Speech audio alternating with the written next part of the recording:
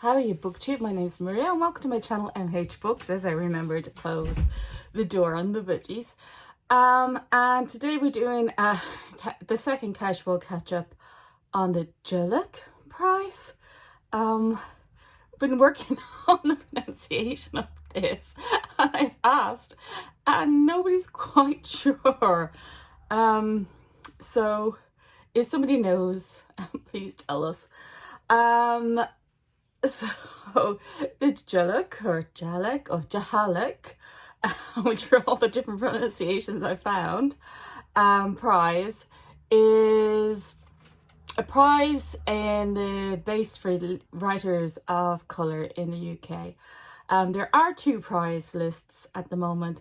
There's one for the children and young adults, which I've not been talking about because as it happens, I've given away some of my young adult books to my sister recently because I'm just don't have time to read. Look at all the books. I have books everywhere. So I don't have time to read young adult as well as adult books. So I've given it to somebody else to read for me. And then when she tells me something's particularly good, I'll read it then. So I am looking forward to see who does particularly well on that list. But at the moment, I've been reading the long list for the adult section of the prize. Now, the adult section of the prize, this is just in case nobody's seen this video already or something on this award already, has 4 poetry books, 3 non-fiction and 5 fiction.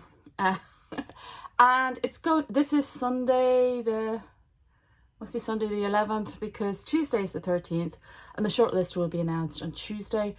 So I will try to upload this video in time for, it'll be uploaded tomorrow because I'm going into the office tomorrow anyway.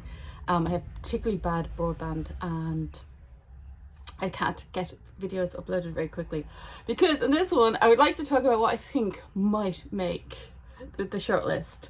Now, we have to take into consideration I've only read 8 of the 12 books so far. I will read the whole long list, but I thought it would be, it's too much fun not to try and guess. I am not qualified in any way. Never been an English student, barely passed English, and not qualified in any way to judge a book press. So this is just my impressions, and it's just for fun. Okay, so 2.5 minute intro. So I thought I'd start with poetry first. So since the last video, I finished Antimetic for Homesickness by Romalyn Ante. So I've only got 2 books actually read out of the 4. Redesire is still to come in. I think I'll be in early next week. Having to order everything in from online because we've no shops open and we will not have shops open. Maybe click and collect by the 5th of May, which will speed things up because you don't have to wait for the post. And then maybe by the end of May, we're thinking for actual going into shops and, browsing. So Antimetic for Homesickness and Femi's Poor. Okay, the only 2 I have. And as with the only 2 I have, I'm going to guess that there's going to be 2 poetry collections shortlisted. And I'm going to guess that both of these should make it. This one, which I haven't spoken about yet, is I think I'd started reading it last time. Is Romalyn is a NHS nurse and in England, and she is from the Philippines. And this speaks about her life growing up because her mother is also an NHS nurse. I think she's retired now. Her life growing up without her mother's in the Philippines while her mother was an NHS nurse. And obviously as a child she wasn't very happy with that because her mother had gone off to look after other people rather than her. And she speaks of how she feels, but she also speaks from her mother's perspective, which now she understands what it was like to be an NHS nurse. And then it progresses on to Romalyn herself becoming the NHS nurse as we go through the collection. It also speaks of, considering she's such a good poet, that her problems learning English. And there's a poem called Like, which is particularly interesting, because she uses like as a way of thinking in the middle of her sentences, and somebody pulled her up on it. And there's even an interesting poem. So this one's easier for me to read because this book has a lot of the Filipino language, which I can't remember the name of, in it as well. And she uses her native words and native language throughout it. And I think, have not got Read Desire yet, does the same thing with the Urdu language. I think that these two are going to come up against each other in discussions. And I think this one's going to make it because I've read this one. Read Desire could be absolutely the best one ever. But in the, just like, let's say halfway through things, she's talking about a common expression. So about halfway through this poem, and an arm and a leg is, and you're given two choices. The constellation Marara, deity of rain clouds, seen from the porch where your colleague housemate used to sit with her younger brother. Or what she says as she turns off her heater. So yeah, it says the play on the English language throughout it as well. It is particularly striking in this, the imagery of she just juxtaposes both of them together, of working in a hospital ward, then with this homesickness and landscape of the country that she comes from. I think on this one, I'm actually going to get more out of it again when I read it in the future, than even on the first reading. And even I will link a couple of her poems that she reads herself, because I think a poet is often better when they read their own poetry, in the show notes in case somebody's interested in her work. And I'm just looking at my notes. Did I say anything else I've forgotten? Yeah, I think that's most of it. Also, I just said, remember to remind people that if you have gotten this book or you're going to read this, just be reminded that because she uses a lot of her own language, the words are translated at the back of the book. And the meanings behind some of the poems are at the back of the book, which is actually fascinating. Really don't think I'm qualified to judge poetry, but I really did like this one.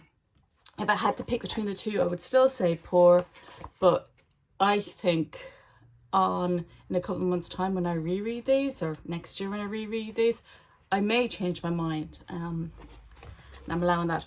Oh yeah, Poor. Why do I think Poor should come up with Rachel Long's My Darling Lines. Now, this is terrible. I haven't read this yet. So I'm going to pick the book I read. But I do actually think these two would probably be judged against each other. Because they talk about blackness as well. But I haven't read this. I'm not qualified to say. So I probably should. Okay, next. Non-fiction. I'm going to guess 2 non-fiction for the shortlist. I've only started the address book, and the address book is based on, well, it says at the front, how addresses confirm, your identity. It's by Deirdre Mask. It's Deirdre, not Deirdre. For once I know how to pronounce somebody's name, so I'm showing off. It is Deirdre. I checked her pronouncing her own name online, and she was in Galway so long, she's very used to being called Deirdre, even if it wasn't her name originally. So Deirdre Mask, so the address book, how addresses change your identity, things. I've only done the first chapter. Yeah, I'm not surprised that addresses have a lot to do with your identity. It's got everything to do with identity, where I come from. 2019, I was leading a board meeting and I was a consultant for them. And I got slagged off for coming from Clondalkin because it's a working class area, by the CEO of the company. And nobody said a word. So yes, your address matters a lot in a lot of different countries, and not to have an address is horrendous because nobody can find you. But having an address means that people can prejudice against you. So I'm very interested to see what she has to say. And I'm guessing because this book is so loved so much and there's 2 allowed, that there'll be 1 memoir and this book on the shortlist. I'm guessing this is going to make the shortlist. Again, completely unqualified. I'm glad that I haven't read these in a way, because how else? I feel really mean judging them. Inferno and Katy Massey's Are You Home Yet? Katy Massey's Are You Home Yet? I would like to be the shortlist, but I think Inferno is going to make it. I think most people will prefer Inferno, and it has made the booktube prize quarterlies for a reason. But I would rather that one. But you can see the previous video if you want to know why. Right. We had to change the camera angle because I bashed the phone. So here are the 5 fiction books. I've read this 4. This one just came last week. I haven't got to it yet. Hopefully by the end of next week, I'm going to give myself a wild card and assume this is going to make the shortlist. So we'll have 7 guesses. Jennifer Nansubuga's Makumbi's The First Woman, based on the Ugandan legend. I trust the people who read this before me, and I just think, assuming the writing is of a reasonable quality, which her writing usually who was from Kintu, that she'll make the shortlist. I don't know, I haven't read it, so she's my wild card. So I'm going to judge these 2 against these 2 because I just thought there's comparisons that you can make between the 2. So these are the historical fiction batch, A More Perfect Union, and the Mercies. Neither one I talked about before, so I'm going to just take a little bit of time to discuss them. A More Perfect Union is Tammye Huff's story of her great-great-grandparents Henry and Sarah.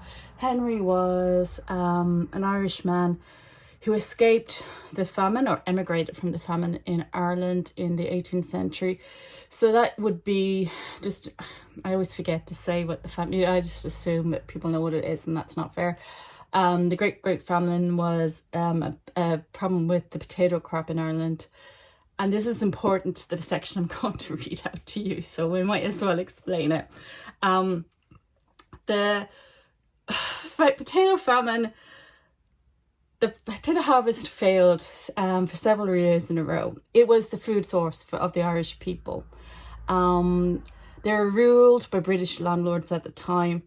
They grew other crops, but the other food crops were grown for taxes to Britain.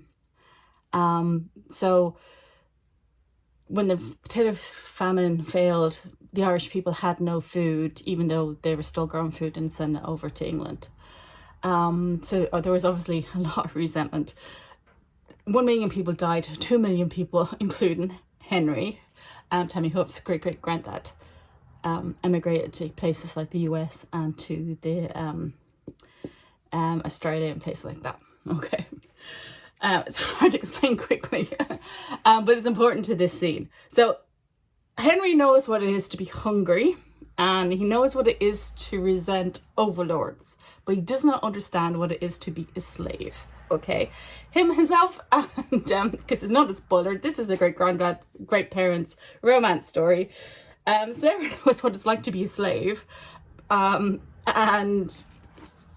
she comes across, and they're at this stage they've been flirting a bit, and she comes across Henry making shackles for the slaves, because Henry is a blacksmith on the plantation that she's a slave on. So this is their confrontation scene. I'm going to read a confrontation scene from this one as well. So we're just going to compare the 2 and see why I prefer one book over the other. Gosh, introductions take so long. Okay, I might have to move the book out of the screenshot because I have such bad eyesight, and only one part of the glasses will let me see, so you'll have to forgive an old person. So this is Sarah speaking. I've had shackles my whole life. This is Henry speaking. I've had shackles my whole life, I tell her. Being poor is like a chain that squeezes tighter every time your empty belly rumbles, and I'll not be its victim again. It's like a chain, she says, like the ones that cut your skin, making your ankles bleed when you march down to the auction block. Does it feel like that? Or like being hooked to a man in front of you and the one behind you, keeping you hunched up, taking half steps all the way from Charlottesville. You don't understand. And when a man down the line takes up a rock and hits at your poor man chains, does he get whipped till he can't hardly stand? So everybody knows never to try to touch them chains again. You'll never know what it means to starve, to see your family shrink to skeletons and die of hunger. She lays her hand over the links of metal on the table, like she's checking that they're real. And I can see that she's trembling. She doesn't look, and she says, I know about dying of other things. She wipes her hand on her skirts and backs away. I have to go back to work now, Mr. Taylor, before they start to miss me. Enjoy your pie, okay? So that's their confrontation, okay? So, you know, it's a almost lovers tiff, you know, when they've just met and flirted a couple of times, even though they really shouldn't be. This one is the Mercies. It's Kiran, Millwood's Hargraves. This is a big contender for this price. This book had 13 publishing companies bidding for it because Kiran Millwood Hargrave is a big YA author, and she's also a poet, and the poetry does tell a lot, especially in the opening scenes of this novel. This is written more in the style that suits me. I fully admit that I am not a romance person. Don't particularly like straight out romance stories. This still includes a romance. I'm going to read the scene and then we'll talk a little bit more. Okay. So this is a scene, a woman has walked in and she's wearing trousers. And this is 17th century Norway. This book is going to involve things like witch trials, but wearing trousers is complete no-no, okay? So Mistress Cornet is the wife of Mr. Cornet, and a very important person in this book, okay? Mistress Cornet, Ursa, you will not. She gathers herself. Please, would you please not? She turns back to Kirsten. You have come to the commissioner's house, Kirsten. So she's the wife of the commissioner, and she's in an important person's house. The commissioner's house in trousers. They are my finest trousers, says Kirsten, her voice mockingly affronted. And yet you slaughter in them, says Ursa, playing along. Marin's face is still wretched, and Ursa tries to soothe her.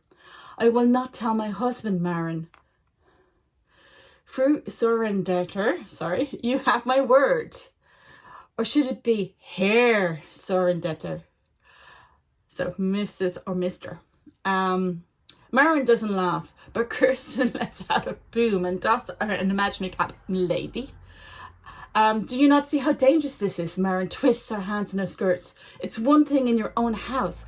What is dangerous is your glower. If the wind blows the other way, you shall be stuck like that, and even the trolls will run away. Trolls are for children, says Marin. This is serious. And yet you leave crumbs out every midwinter. We do not follow such customs, Marin's voice has a note of hysteria, and Ursa finally realises that she's again the cause in Marin's distress.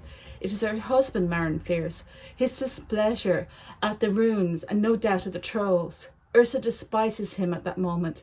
How she wishes these women knew that she's as scared as them. This time she comes close to Marin and places a hand on her shoulder. Please, Marin, do not worry. I will not tell my husband of any of this. I won't go much further than that because it'll take too long. Slow burp on the streets. The reason I prefer this is this book implies. The problem with the trousers is never really said. They do play on the fact that the woman is dressing as a man, and that might be what's wrong, okay? It's never said whether she identifies as male, whether the woman is a lesbian, or whether she just practically wants to wear the trousers. It's never directly said. So it's left up more to the reader. There is LGBTQ themes though in this book as well, but they're less direct. For me, the actual characters in this book stating what the problem was doesn't feel realistic. So to actually have the argument saying very clearly, you don't know what it means to starve, you do not know what it means to be a slave, I don't think I think this is something that people may think retrospectively, but when you're annoyed, I don't think you ever speak that eloquently exactly about what is annoying you. So for me, this tells the story in too simplistic a manner, and it's definitely going to suit some people. It is a romance story. There is nothing problematic about the two meeting, because there was a lot of people concerned about it being a white man, and how can a white man who ultimately could own a black woman and fall in love, and where that could truly be classed as love. That's discussed completely, and that's directly discussed in the book, from the perspective of, and I've forgotten her name now, what's her lovely name, a third slave, Maple, because Maple is the daughter of a white slave owner, and she's the slave of her half sister, so she's owned by her half sister. So everything's directly confronted. Absolutely no problematic themes. If you love romances and historical romances, this is recommended for you. And if you love romances, but maybe not directly said, have a chance, you prefer some of the language, a little bit less specific language, maybe a little bit more poetic at the beginning, not all the way through, obviously. This one may be for you. I've heard this morning that somebody doesn't think this can possibly make a shortlist because it does not own voices. It talks about the Sami and the Sami being discriminated against in Norway. But Kiran isn't Sami. I don't think things necessarily have to be own voices. Obviously, this is own voices in the sense that she's the great-great-grandparent daughter of the people involved. I will always prefer this one. And I would hope that this one makes it. I think it's actually, its problem is whether the judging panel thinks that this one deserves more of a shot, and Maria's being mean because she doesn't like romances. Okay, the next two. So the last two. I've spoken about this one before. So I'm going to talk about this one and just reference. Stephanie Scott's What's Left to Me of Yours, which is basically a story of a protagonist trying to work out who murdered her mother, and she was murdered by, and I'm going to put the Japanese word up and not even bother to try and pronounce it wrong this time, Breaker, who was hired by the protagonist's dad to break up his marriage, and who ends up murdering her mother. And her investigation of it as a lawyer, and it speaks an awful lot about the legal system in Japan as well. But one of the things it does has as a theme is that our protagonist has lost her parents, both her mother and her father. Her father just is now out of the picture and has been brought up by a granddad, but a granddad has lied to her. So there's a loss of family and loss of connection, and trying to find yourself with this loss, which exists in this book too. So this is why I'm putting the two of them together, because we have to compare something against something. So Rainbow Milk is a book that it follows a timeline. It doesn't jump around in time, but it has an unusual structure. We have about 50 pages of the Windus generation and somebody moving in, and the usual it actually references Small Land by Andrea Levy, so very similar to that book. The disillusionment of moving in from Jamaica to the UK and finding the prejudice that was around at the time, after being promised it was going to be this amazing life, and it jumps from that and it tells the story in sections. And the rest of the sections involve Jesse. Jesse starts off, and he is a Jehovah's Witness, or he's from a Jehovah's Witness family. He's preaching it. He's given up college to do starting college to do it, and he's going to run into problems, from the beginning, because he's gay, and that's not going to be accepted. And it jumps in time forward. He becomes a sex worker. Then it jumps again.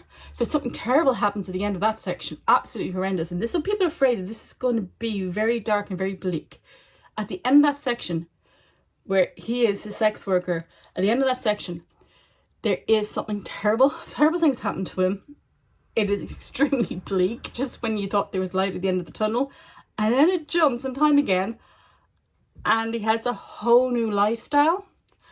And then we kind of go back again to see how he got there, and a whole new job. And yeah, it's very well written, because especially in the second job, obviously the author has a lot of experience in it, because it's very well described. And at all times though, Jesse has lost his family because he's gay and the Jehovah's Witnesses won't accept him, so he's lost his whole community. And he's never known his actual father, okay? So it's not 100%, I'm not saying, but obviously we start off with the Windus generation, so there's a connection to the book, so wonder what the connection is. It's all connected in the last 6 pages, with 50 pages of this Windrush. Then we have indications through the last section of the book, and then it's all tied up in 6 pages.